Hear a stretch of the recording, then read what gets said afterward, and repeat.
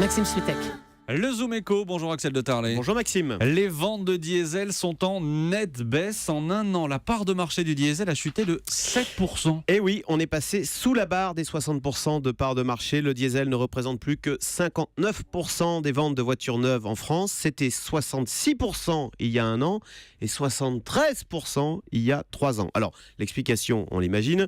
Il y a d'abord toute cette très mauvaise publicité qui est faite autour du diesel, qui pourrait même, dit-on, être un jour interdit à Paris. Et puis, il y a l'alourdissement des taxes. Encore 2 centimes de plus au 1er janvier. Ce qui fait que l'écart avec le super samplon, qui était de plus de 40% en faveur du diesel il y a 20 ans, eh bien cet écart n'est plus aujourd'hui que de 15% et il finira même, on le sait, par disparaître. Donc vous voyez, plus de taxes, une mauvaise image.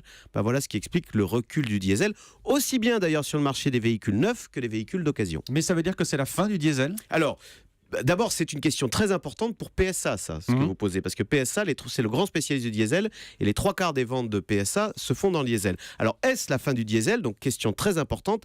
Eh bien, la réponse, c'est non. En fait, on assiste en ce moment à un effet de ciseau.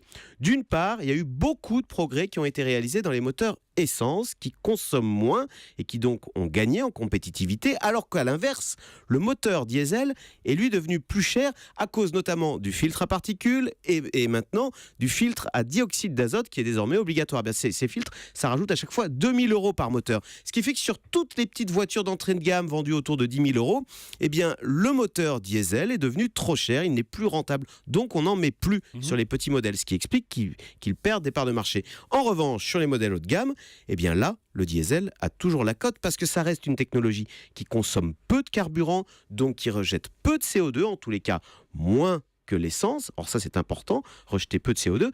Quant aux particules fines, vous savez qu'avec les nouvelles normes, elles ont été drastiquement réduites. Un chiffre aujourd'hui, Maxime, un diesel neuf rejette aujourd'hui 600 fois moins de particules qu'un diesel d'avant 1996. 600 fois moins. 600 fois moins, oui. C'est pour ça que si le diesel recule en France, eh bien au contraire, ces nouveaux moteurs diesel, le diesel décolle ailleurs, aux États-Unis, il décolle en Corée, au Japon, figurez-vous que le diesel bénéficie d'une prime à l'achat, de 2 700 €. Donc vous voyez, fort heureusement pour PSA, non, le diesel n'est pas mort. Le diesel n'est pas mort. C'était le Zoom Eco. Merci Axel de Tarlet.